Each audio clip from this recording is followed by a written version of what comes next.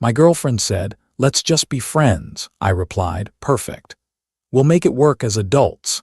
Then I handed back her key, drew hard boundaries, cut off the shared accounts, and watched her smile fade at game night right as her best friend texted me an invite that changed everything. "Welcome back to Family Tales." She said, "Let's just be friends." After 2 years together, I said, "Perfect." As you listen, ask yourself what you would do if someone tried to keep you close after ending the relationship. 3 weeks ago, my girlfriend Tara, 26, sat me down on a random Thursday night and delivered the line every guy hears but never expects to hear from the person he lives with. "We need to talk." I already felt it in my stomach. We had been together 2 years and lived together for 1. We had been talking about future plans, even her sister's wedding next summer where I was supposed to be her +1. I thought we were solid. I said, "Okay." She took a breath and said, "I love you, but I'm not in love with you anymore. I think we should transition to being friends." I blinked. "Transition?" "Yeah," she said quickly, like she was pitching something reasonable. "We get along so well. Same friend group, similar interests. We'd make amazing friends, but not amazing partners. I just need to find myself, explore who I am outside of us, but I don't want to lose you completely." I remember staring at her like I was trying to understand the shape of her words. "So you want to break up," I said, "but keep me around." Her face tightened. "When you say it like that, it sounds bad. I just think we're better as friends. We can still hang out, still be part of each other's lives." Then I noticed something that made my chest go cold. She had already packed a bag, not halfway packed, zipped. Sitting by the door, she saw me looking and said, "Marissa is picking me up in an hour. I thought I'd crash with her while we figure out the living situation." "The living situation," I repeated. "Well, yeah," she said. "We need to sort out the apartment, but there's no rush. We're adults. We're friends. We can make this work." This was the first moment I realized she had a whole plan and I was just being invited to play my assigned role in it. I sat there processing 2 years of someday turning into friends in one conversation. Then I said, "Okay." Her head lifted. "Okay." "Yeah," I said, calm. "Let's be friends. You're right. We can make this work as adults." And Tara smiled, relieved, like I had just agreed to the perfect deal where she gets to leave, but still keeps my time, my attention, and my comfort whenever she wants it. "Oh, thank God," she said. "I was so worried you'd hate me or make this difficult. See, this is why we're perfect as friends." She left that night. Marissa picked her up. Marissa gave me a look that felt like pity. I just waved and closed the door. The next morning, I did exactly what Tara asked. I treated her like a friend. And that's when I learned Tara and I did not mean the same thing by the word friend. At 7:00 a.m., she texted me. "Hey, hope you slept okay. Could you drop off my work laptop? I forgot it in the rush." I replied, "Sure, I'll leave it at the front desk of your office Monday."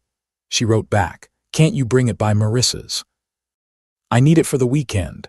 I stared at the message for a second and typed, "I've got plans. Monday works better for me." Her reply came fast. "Plans? What plans?" I said, "Friend stuff." A tiny pause then, "This is weird." I didn't argue, I just let it sit, because this is the part people don't like hearing. Friendship does not mean instant access.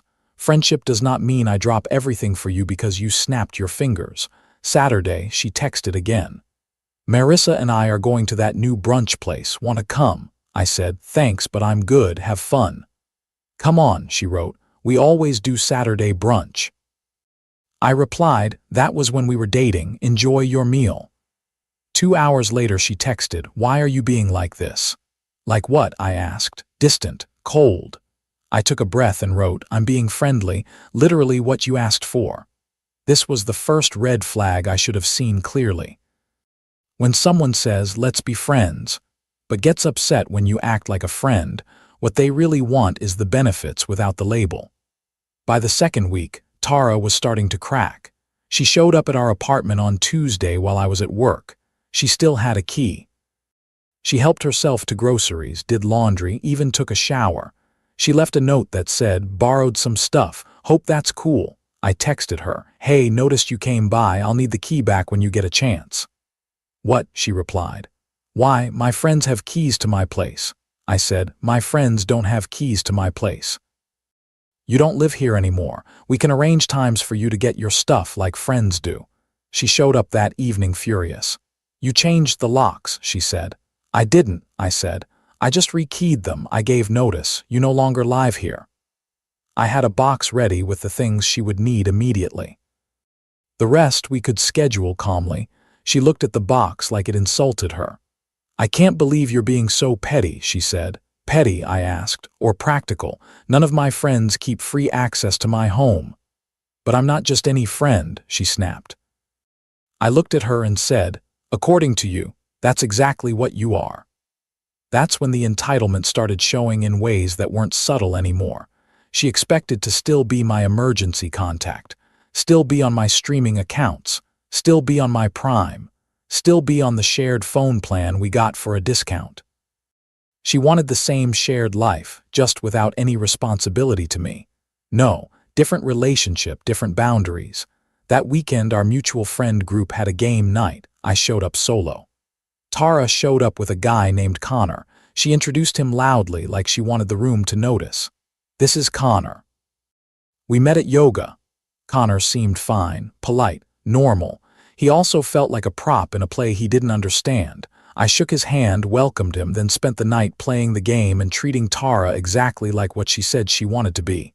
A friend. No special attention, no tension, no chasing. Halfway through the night, Tara cornered me in the kitchen.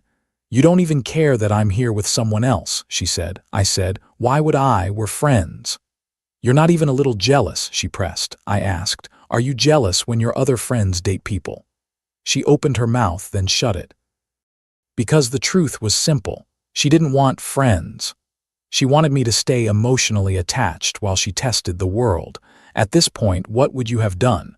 Would you have begged for her back, or would you have held the line? That same night, Marissa was extra friendly with me. She kept finding reasons to talk, laugh at my jokes, touch my arm when she teased me. I didn't push anything. I just existed without Tara's shadow on me.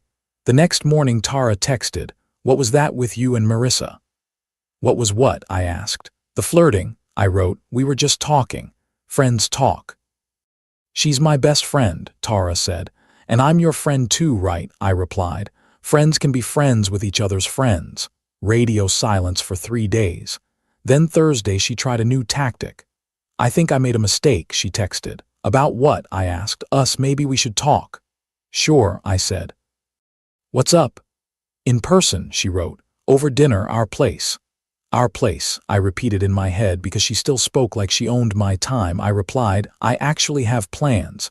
We can grab coffee Saturday afternoon if you want to chat. Plans with who? She asked. I said, does it matter? Friends don't need to report their schedules to each other. A pause. Then, is it Marissa?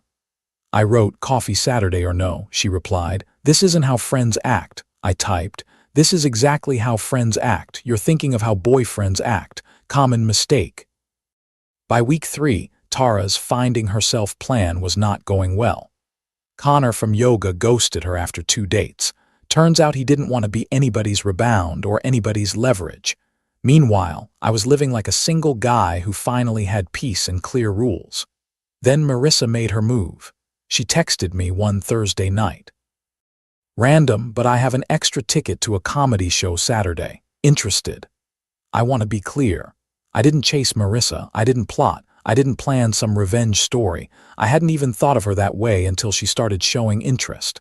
But she was fun, attractive, and direct. No games, no transition, no keeping me in limbo. I said, sure, sounds fun. She replied, great. Fair warning though, Tara's being weird about us hanging out. Just wanted you to know. Noted, I said. Still interested if you are. Definitely, she wrote. Pick you up at 7. Saturday came. I got dressed up and felt something I hadn't felt in a long time. Free. As I was heading out, my phone exploded with messages from Tara. Are you serious right now? About what? I asked. Marissa told me you're taking her out. She invited me to a comedy show, I said. You can't date my best friend. Why not? I asked. We're both single. Because it's girl code, she wrote. She can't date my ex. I paused and typed, I thought I was your friend, not your ex.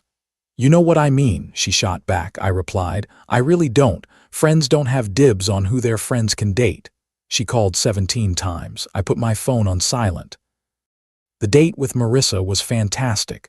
We laughed so much my face hurt. She was fun in a way I hadn't noticed when she was just Tara's friend. Near the end, I said, I should probably tell you Tara is losing it. Marissa looked at me and asked, how do you feel about that? I said, I'm tired. Marissa nodded, then said, honestly, she's been a pretty crappy friend lately. Everything is about her journey and her growth. She literally told me last week that keeping you as a friend was her safety net in case she didn't find someone better. Word for word. I stared at her. She said that. Marissa nodded. That's what made me realize you deserved better, and that maybe I wanted to shoot my shot. We kissed goodnight, nothing more, just a simple first date kiss that felt calm and real. I posted nothing, told no one, but Tara still found out. Sunday morning at 600 a.m., she was pounding on my door. Open up. I know you're in there, I said through the door. It's 600 a.m., Tara. I don't care, we need to talk now. About what? I asked. You kissed her, my best friend. I opened the door just enough to stand in the frame. Tara looked rough, hair unwashed, eyes red, wearing the same clothes from Friday. You're doing this to hurt me, she said. I kept my voice even. I'm living my life. You decided we shouldn't be together. I said friends, she snapped, not that you could date my friends. You said you needed to find yourself, I said. I'm letting you while I move on. She tried to push past me into the apartment. I blocked her with my body. You don't live here anymore, I said. I have things inside, she argued. Then schedule a time to get them, I said. Like we discussed. You're being cruel, she said. I'm maintaining boundaries, I replied. There's a difference. That's when Tara stopped being sad and started being strategic. She started calling mutual friends, spinning it like I was revenge dating Marissa to punish her. Some people bought it. Most didn't. Our buddy Jake called me and said, Bro, Tara is telling people you're only dating Marissa to get back at her. I said, did she mention she dumped me to find herself but wanted to keep me around as a friend? Jake exhaled. She left that part out. Funny how that works. Then Tara crossed a line that made it more than drama. She called my office. She claimed to be my emergency contact and told them I was having a mental health crisis and needed time off. My boss called me in concerned. Your girlfriend called, he said. She sounded convinced you were struggling. I said, ex-girlfriend, I'm fine. She's having a hard time with the breakup. My boss looked uncomfortable. She seemed certain, I nodded. I'll handle it. Sorry she bothered you. I documented everything with HR. I started a paper trail. Not because I wanted a fight, but because adults protect themselves when someone else starts playing dirty. This is where the story stops being about heartbreak and starts being about control. When someone loses access to you and tries to harm your life, that's not love. That's entitlement with a tantrum. A month after the Let's Be Friends talk, Tara's plan had fully backfired. Marissa and I were officially dating. Not rushed, not dramatic, just real. We were enjoying each other without the constant testing and tension. Tara, on the other hand, spiraled. She tried to turn Marissa against me by sending her screenshots of old conversations. Love notes I wrote, couple photos, nothing explicit but clearly meant to stir emotions. Marissa showed me everything. She's trying to make me jealous of your past, she said. I asked, is it working? Marissa shook her head. No, it's actually showing me how patient you were with her. Then Tara tried what I can only describe as a panic move. At 200 a.m., she texted, we need to talk, I'm late. Late for what? I asked. You know what I mean, she wrote. I'm pregnant. I stared at the screen and replied, congratulations, who's the father? Are you serious? She wrote. You, I typed, interesting, considering we haven't had sex in 2 months. It can take time to show up, she wrote, I said, and you've been with how many guys since then? She exploded. I can't believe you're accusing me of lying, I replied. I'm not accusing, I'm doing math. If you're pregnant and think it might be mine, let's handle it properly. Doctor appointment, paternity test when possible. Radio silence.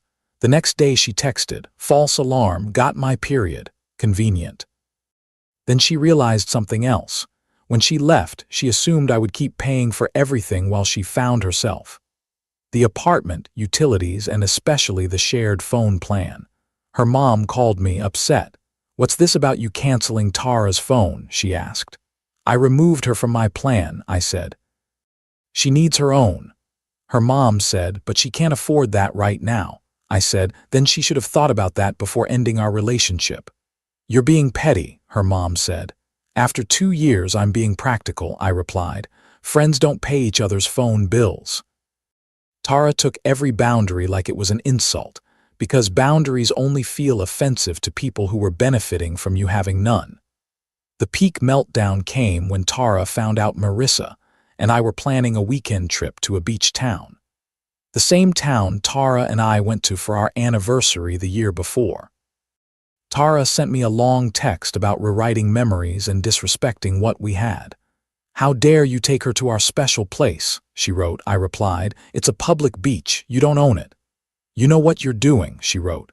"Yeah," I said, "taking my girlfriend on a nice weekend trip." "She's not your girlfriend," Tara wrote. "She's my friend." "Was," I replied, past tense. "She dropped you after you tried to guilt-trip her for being happy." That's when Tara made her biggest mistake. She showed up at Marissa's work and caused a scene. Loud, emotional, accusing, security had to escort her out. Marissa called me shaken. "She's lost it," she said. "She screamed that you stole her life." I asked, "Do you want to file a restraining order?" Marissa was quiet, then said, "I might have to." We filed. The restraining order was the wake-up call Tara needed, at least on paper.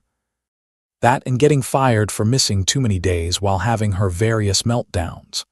Last I heard through mutual friends, she moved back in with her parents. She's in therapy, and some of it is court-mandated after the work incident. She's blocked everywhere by both me and Marissa. Connor from yoga is dating someone else and posting about it constantly, which I know would bother Tara if she still watched, but that's not my problem anymore. She works part-time at a bookstore now, and even then, the entitlement never fully broke. She sent one last email before I blocked that too. "I hope you're happy. You got everything you wanted. You turned my best friend against me, made me look crazy, ruined my life. All because you couldn't handle being just friends. I tried to let you down easy because I cared about you, but you had to be vindictive. You had to win. Congratulations. You and Marissa deserve each other." I didn't respond. What would be the point? In her mind, she was still the victim of some elaborate revenge plot instead of someone facing the consequences of her own choices. The truth is, I never planned any of this. When Tara said, "Let's be friends," I took her at her word.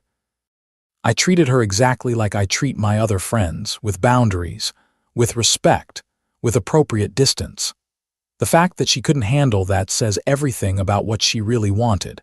She wanted me to pine, to wait, to stay available while she explored the world and kept me as a backup plan. She wanted boyfriend privileges with a friend label. When I refused to play that role, her whole plan collapsed. Marissa and I are still together. It's been good, calm, honest, adult.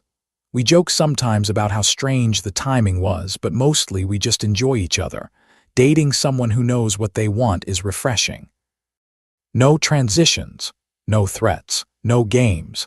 And if there's one thing I learned from this, it's simple. When someone says they want to be just friends after a serious relationship, believe them. Then actually treat them like a friend, nothing more, nothing less. Real friends want you to be happy. They don't expect you to sit in limbo while they figure themselves out. They don't feel entitled to your time, your home, your money, and your emotions just because you used to be together. Tara wanted all the benefits without the commitment. When I took her words seriously, friendship felt like punishment to her. But it wasn't punishment, it was just reality. Lesson 1. Let's be friends only works if both people accept the new boundaries. If one person wants the old benefits, that's not friendship.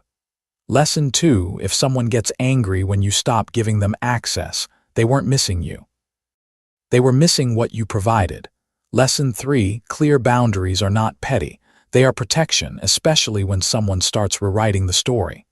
Lesson 4, dating after a breakup is not revenge, it's moving on. The breakup ends the claim. Lesson 5, a person who truly cares will want you to heal and grow, even if it's without them. Control is not care. What would you have done if your ex asked to be friends, but still acted entitled to your home, your accounts, and your time? And do you think people like Tara ever learn the difference between love and entitlement without losing something real?